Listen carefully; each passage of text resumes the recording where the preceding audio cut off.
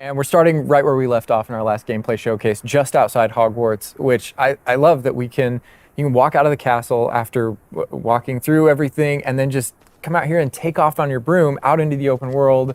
And Alan, I know that's something that you particularly like about Hogwarts Legacy too. Yeah, I'm a big fan of just being able to hop on the broom and, and go anywhere. There's something about kind of like the sensation of everything being open to you, and just I love the proximity that I can get to things. I love flying close to the ground, and I kind of wanted to talk about it just because I feel like the brooms are fun for me, not just because of all those feelings of exhilaration, but because they're not just I have a broom and it's done. I actually kind of like some of the mechanics in it. So you see in the lower right, there's a meter there, and occasionally as Andrew's kind of flying up or flying down, you might notice it draining or not. And this isn't the present day where all the broom technology is well known and advanced and everything that we know and love. This is an earlier time where they're still trying to figure out, we're not at the 3000 yet. We're at the 11. So. Oh my goodness, I'm just so speechless right now because this is just so beautiful. The world just looks so.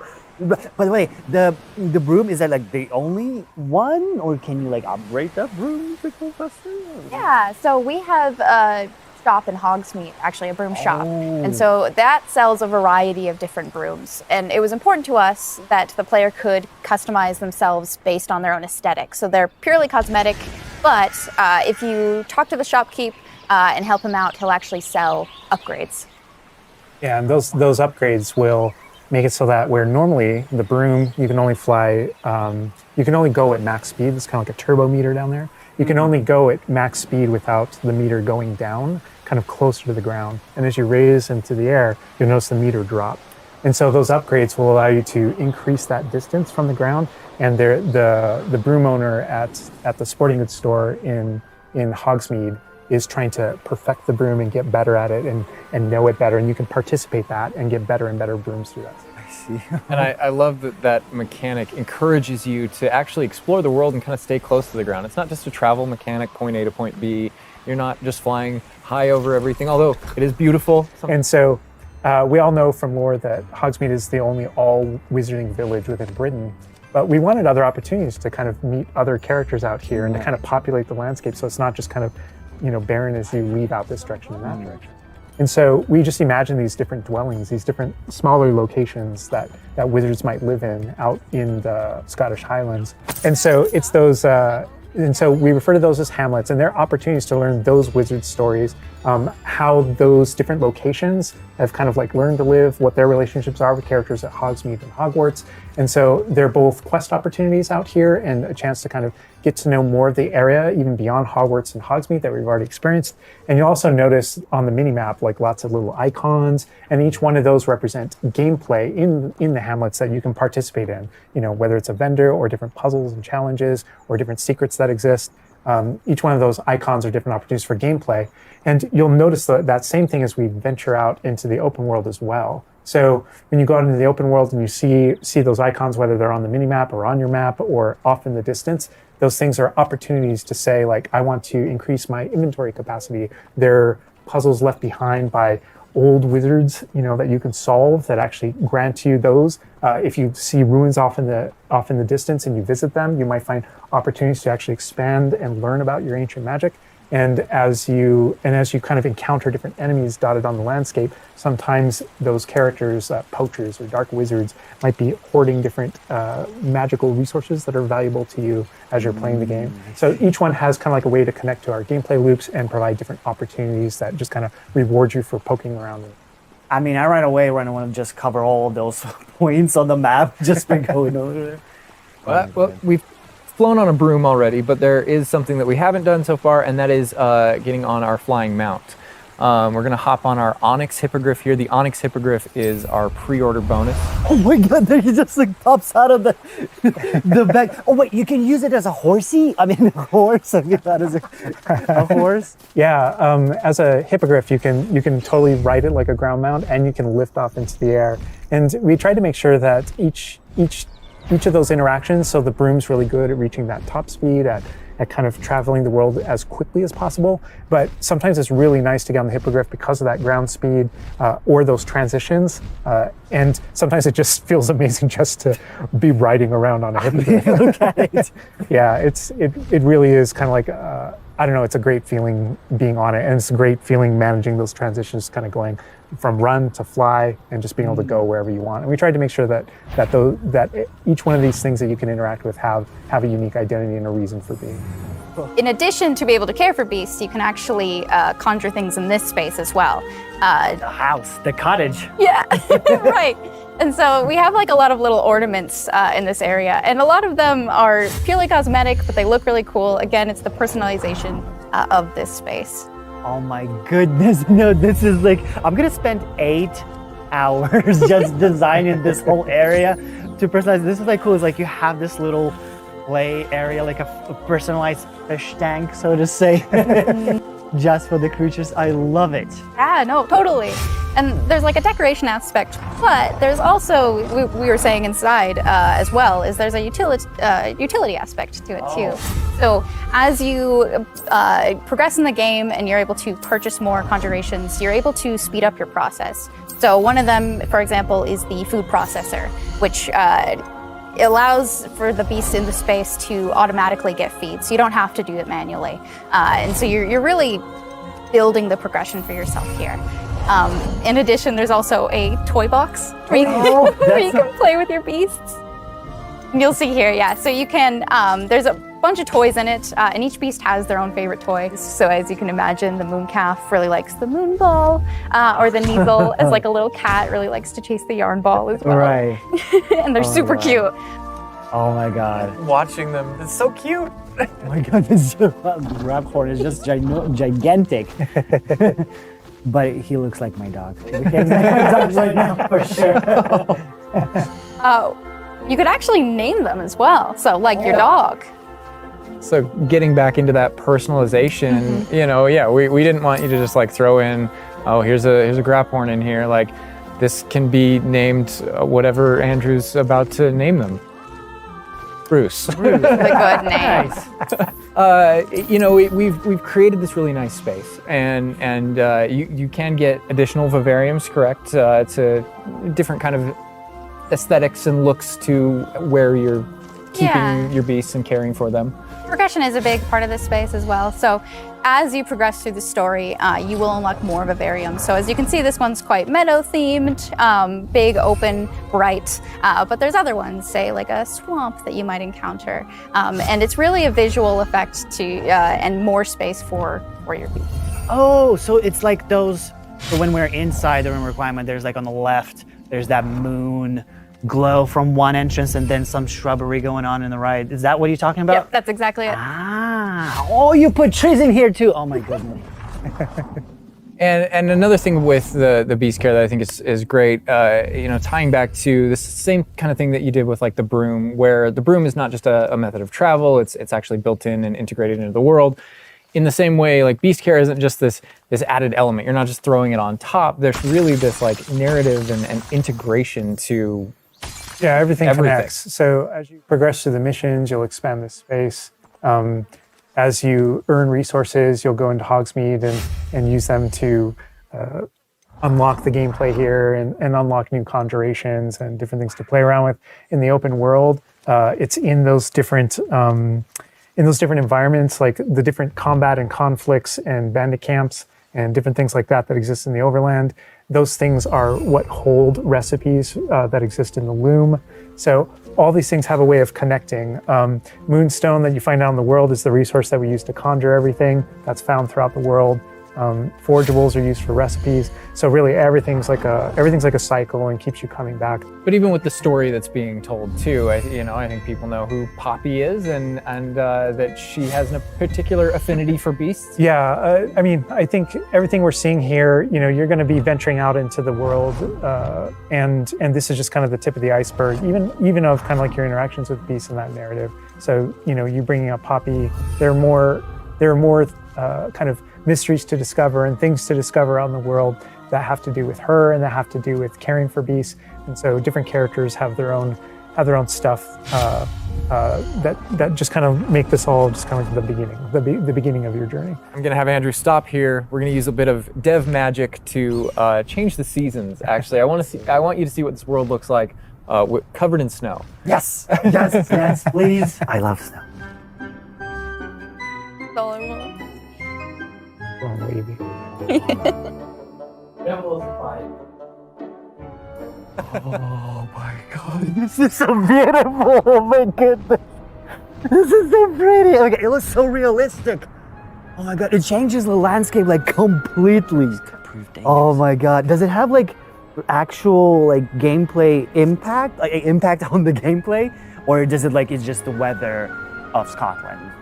Yeah, we really use it as a narrative marker through the game. So as you're progressing through your main storyline, it was important for us to kind of like have those moments that kind of felt like when you're reading the books or watching the movies where, you know, you'll see kind of like the title card winter and now the landscape has changed and you're really feeling that passage of time while you're a student, you know, going through your year at Hogwarts. And I think we wanted to duplicate that. And for me, it's really fun that it's not just on the outside, which I agree, I think it really do. But in that day-night cycle is where we've kind of placed a few items where, you know, whether or not you can collect them or whether or not you can interact with them that are a little bit restricted by the day-night cycle. Wow. And I love Andrew's flying up here, really high up on the hippogriff, and we're just looking at this view of Hogwarts in the distance. It's just absolutely beautiful. It's part of what I love most about flying around in this game, whether it's on a hippogriff or on the broom. No, I mean, you talk about going anywhere and things that you can see in the distance, and that's one of my, I still can't get over, like, no matter, I play this so much, but I still can't get over the fact that I can see Hogwarts out there, and there's just something beautiful about knowing that all of the things inside of it, the classrooms, the students, the professors, all the places I can go, I can just fly my hippogriff, land in the courtyard, enter the front doors, and just walk, you know, to the library, to class, or to greenhouse, or to my common room, that it's all contiguous and just kind of like one space is still exciting to me after all this time. I mean, I'm just I'm speechless right now. It's just absolutely beautiful. It's just, oh my god. As much as we want to spend a lot more time out here just flying around, experiencing the world. All right, Andrew's got us in the Forbidden Forest, which is where the Dark Arts Battle Arena is, which is part of the Deluxe and Digital Deluxe Edition. I love the way that the Dark Arts Battle Arena is actually part of the world. It's integrated into the world, so your experience is more immersive than just choosing an option from the main menu of the game or something like that. Reason to go to the Forbidden Forest. Exactly. There are many reasons to go to the Forbidden Forest, but he's also wearing the Dark Arts cosmetic set, and here he's pulling out the Thestral, which is part of that Dark Arts pack from the Deluxe and Digital Deluxe Edition. So we're going full Dark Arts here. That's good. That's what I like going down. But I like this battle arena. It is a great place to show off really combat in a big way because it unlocks some interesting abilities for you and allows you to really play around with combat in a deep way. And is this like the only arena like this in the game where you can like practice? Yeah, so in the base game we have 2 combat arenas normally, and so everyone has access to those. And each of the combat arenas are an opportunity to kind of just go through a difficult combat challenge, fight through multiple waves in order to earn a different cosmetic for your character and add that to your collection. In the case of that's no different than the Dark Arts Battle Arena. That's also true, the combat arena. But one of the things that we're excited about in the Dark Arts Battle Arena that people can do is you come in preloaded with different abilities. So the unforgivable curses are something that everyone's going to have access to through the base game and going to be able to earn, and they can make choices in order to kind of like add that to their repertoire, and they can also commit to that down with certain talents and things like that. When you play the Dark Arts Combat Arena, you actually have access to all those things as kind of like a way to test them all. And so it's a chance to kind of like tour and play with the Dark Arts and decide whether or not that is a path that you kind of want to go down. But yeah, everyone has the same ability to explore the Dark Arts. This is just kind of like a way of previewing. And again, a great place for us to show off combat in general. So I think we're gonna jump in here. Andrew's gonna start battling, and we can start talking about everything you're seeing on the screen. All right. Oh, they just about the cadavers right away. Oh my god. We're starting off strong. Oh my god, Starting off strong. was that Kujio? Oh my god, that's so cool. Yeah, so that you'll notice right away, like when we use Avada Kedavra, that guy's health bar went from instant to 0, and we really are trying to honor the way Avada Kedavra works in the game, even in some pretty extreme situations. You'll notice that like the meter takes up a lot longer to Yeah, a little kind cooldown. of build up as a way to kind of deal with its extreme power, just so that it's still fun to use. And then there's some ways that we'll probably talk about to adjust that. But I don't know. I don't know if there are things on the screen that you just have questions about. Well, like I see like little blue things pop up from the enemies. Also, before like that sign, well, it's like so in the community we call it the ancient magic sign. I don't know if that's how it's called. Yeah. In the game. So the community is astute. So on the development side and in player facing in the game, we reference that as your ancient magic meter. Oh, so it is ancient magic. That is, yeah. So as your abilities in the game keep growing and you become exposed to some of the secrets about your own kind of mystery and your own abilities, you start unlocking new powers. So one of those powers, you'll see the R1 button appearing throughout the game. That's an ancient magic throw, we call it, that allows you to kind of like draw an object to you and fling it at an enemy. Okay. But whenever you see the R1 or the L1 plus R1 appear over somebody's head, that's an ability to cast a very devastating and powerful ancient magic spell to do a ton of damage against the character. I see. And the way that manifests itself depends on the type of enemy that you're fighting. And you'll see a wide variety of enemies in here that are pressuring the player in different ways. You'll notice there's abilities that kind of bubble up under the player as he's fighting that force him to move. And there's different ways that we want the player to kind of move around on the battlefield. And that's actually a good link to the ancient magic meter in general. And the reason why I say that is because as you're doing different things in combat, you're protegoing and you're doing different abilities and you can kind of spectate with your talents, there are different ways to get that meter to build faster and faster. But one of the most effective base ways to build up that meter fast, that way you can launch these devastating attacks whenever you want to, is to actually perform combos. So you see that combo appearing, and it's almost like your emotions are building up, and then basically that builds up enough that you can attack someone. But as the combo meter builds up, at some point you strike someone and a piece of their magic kind of falls out of them. You'll see these blue orbs in the game world, and there's something that only you can see in the narrative, in the world. And it's another reason to move around on the battlefield. If you can go up and collect those things and suck them in, they give big jumps to that ancient magic meter as we're playing. We're talking a lot about spells and magic here, but I think there's another huge component of combat, and that is the tools that you can bring to combat as well to kind of change the way you play. And I think Mackenzie knows a lot about what's going on with the plants and potions. And so the tools are really interesting because they're basically like a prior investment. So you can bring the potions and the plants that you grow in the Room of Requirement to combat to essentially kind of help you defeat enemies a lot quicker and more efficiently.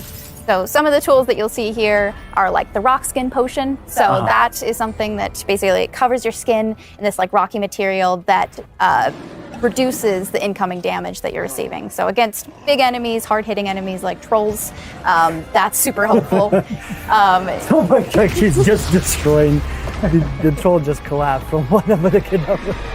Obviously, we have the Wiggenweld potion as well, which increases your health. And then we have the focus potion. So when Alan talks about having to balance Avada Kedavra with a long cooldown, because obviously it's an instant kill, one thing that you could do is brew a focus potion, and that will increase how quickly your cooldowns regain. Right. Oh my god, there's just so much like versatility, like in what the character is doing to the troll right now. Like he's just bouncing around the arena. He's like not. And the troll makes him move around too, looks like. And I love that our plants are violent. Yes, and so that's like when we're talking about the setup of the arena, you also have plants that you can fight with. And so we have things like the venomous tentacula that you can put down, and it acts like a turret, and it just kind of shoots enemies around the battlefield. That is so cool. This is like a truly like Hufflepuffian way to approach the battle. Yes. No, that was super important to us, that there were these like multiple ways. And so you can see there's a ton of different things that you can use. The mandrake is one, so you can pull it out and it stuns with its like piercing cry these enemies in a radius. And another thing I want to call out that we're seeing on the side of the screen here is these dueling feats, which I love because I love anything that prompts me to play a game in a different way, a unique way. I don't want to get stuck in my style, you know? And so this is a way to, if you want to get stuck in your style, go for it. If you just want to blast people with spells, go for it. But we also want to have some things over here that may make you use certain plants or certain potions or block more or... Yeah, we mentioned the field guide challenges in the prior stream. And the field guide challenges, this is the way that the field guide manifests like challenges for you to do in combat.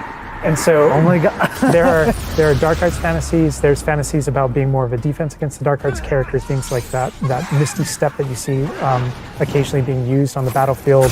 And we can also spec into our potions and plants to make them more powerful and more efficacious. So it's all about which type of player you feel like you are and whether or not you want to play with prep, on the fly, or with deliberation, and those are all different options. That is so cool because like it's like I see so much like going on the stream, just so much complexity, and I want to just try it myself, like which style works best. I mean, I feel like it's the dark arts is going to be the easiest route, but that ancient audience. magic, to be honest, feels like much more powerful than just the dark arts. Yeah. To be fair. And speaking of plants and potions, we're going to be putting the dark arts away, put those unforgivable curses away, and heading to the Room of Requirement, which is your home within Hogwarts, a personalizable space that actually has some utility as well, where you get to brew things and grow things and also care for some beasts.